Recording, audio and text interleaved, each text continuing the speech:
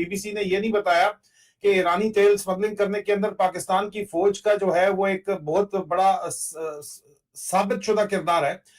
France के अंदर बहुत इंपॉर्टेंट डेवलपमेंट्स हुई हैं। एक तो अमेरिकी सदर ने ये कहा है कि America will defend India from the attack as long as prime minister Modi is prime minister. ये बहुत बड़ी डेवलपमेंट है, इसको किसी को अंडर एस्टिमेट नहीं करना चाहिए। दूसरी तरफ जो पाकिस्तान का डिक्टेटर है फील्ड मार्शल आसिम मुनीर उर्फ मुनीरा मिस्त्री, वो यजीद वक्त भी उसको लोग कहते हैं, वो जो इस वक्त अपने आप को पीस मेकर रोल के ऊपर फौज बेचने की कोशिश कर रही है, उसके ऊपर भी बड़ी पैड़ी हुई है इनके साथ। बेसिकली मोदी साहब की जो तारीफें हो रही हैं they are very much important. और दूसरी बात यह है कि किसी जर्नलिस्ट ने वहां ये भी सवाल किया कि आपके जो डिसीजन हैं वो बहुत ज्यादा हमारे लिए मसले मसाइल हैं। उसने कहा मुझे तो नहीं पता, मैंने कहा आपको ट्रबल दी है। और so this is a message. साहब ने, बादशाह ने और जिस जनरल साहब को फौज ने बताया वो हमारा चीफ है, चीफ के बारे में बात नहीं करनी। जिधर हमारा चीफ देखता है उधर पूरी फौज देखती है, चीफ पे भी लानत और पूरी फौज पे भी जो इस चीफ को देखती है उस पे भी लानत। भाई असल धुरंधर तो आसिम मुनीर उर्फ मुनीरा मिस्त्री उर्फ आप लोग उसको मुनीरा खंजीर भी बोलते हैं, वो खुद है भाई। असल धुरंधर तो वो है, इंडियन एजेंट असल तो आसिम मुनीर है। 75 साल में जो हिंदुस्तान काम नहीं कर सका वो पिछले 3 साल में मुनीरे मिस्त्री ने कर दिया। जय हिंद दोस्तों, हाल ही में फ्रांस में G7 समिट चल रहा था, जहां दुनिया भर के बड़े बड़े वर्ल्ड लीडर्स आए। हमारे प्रिय मोदी जी भी इस समिट को अटेंड करने गए थे। मोदी जी का जलवा देखकर पाकिस्तानी मीडिया बौखलाई हुई सी दिख रही है। G7 समिट से जो फ़ोटोज़ और वीडियोस सोशल मीडिया पे वायरल हो रहे हैं, उनसे पड़ोसी मुल्क का दुख और उदासी का मंजर तो लाजमी बनता ही है, क्योंकि G7 के इस ग्रेट समिट में मोदी जी की मुलाकात दुनिया के ग्रेट लीडर्स के साथ हो रही थी, जिनमें भारत भी शामिल है। ट्रंप भी इस समिट को अटेंड करने आए थे।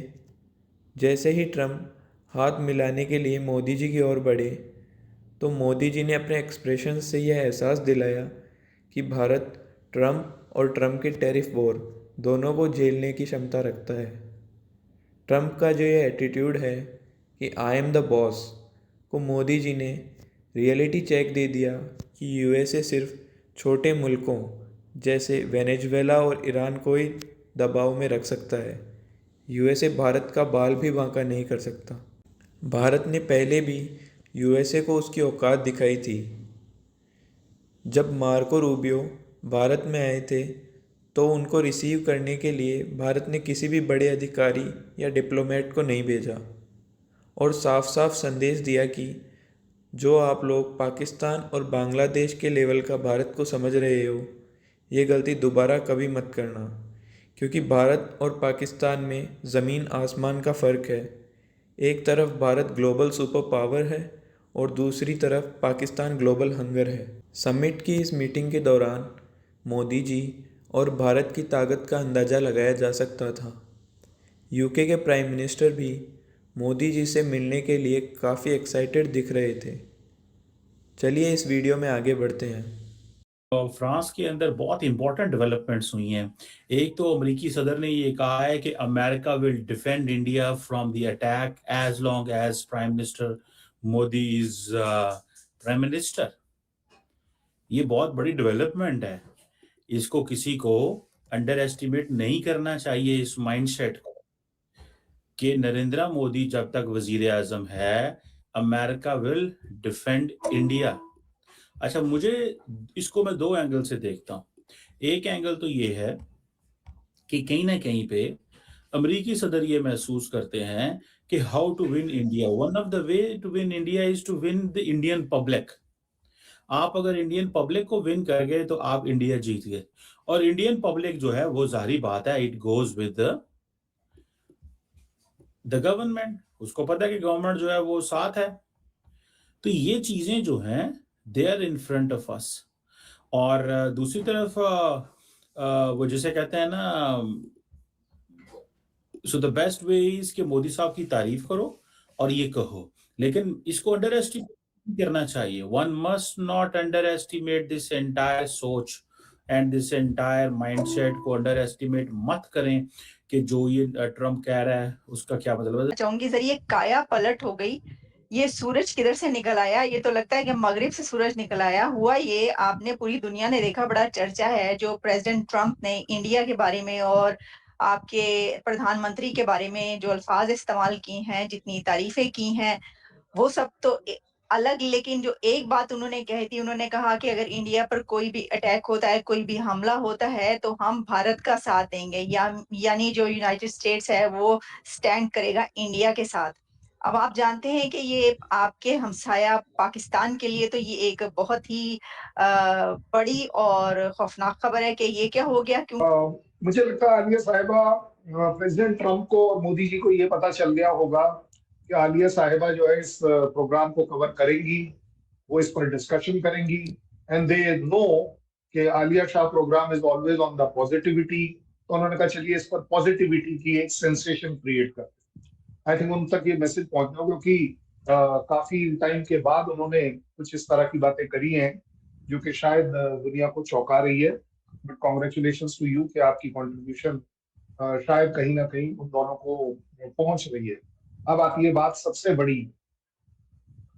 मुझे लगता है कि हमारे और यूएस के बीच में डिफरेंसेस ऑफ ओपिनियन थे, हैं और रहेंगे, because to intelligent minds can never ever think always every time on same line. इसी को इंटेलिजेंस कहते हैं, ह्यूमन इंटेलिजेंस। आपका नजरिया देखने का, मेरा नजरिया एक ही चीज पर अलग अलग होने का मतलब ये नहीं है कि हमारे बीच में दरार है, हमारे बीच में दुश्मनी है, हमारे बीच में ये है वो है।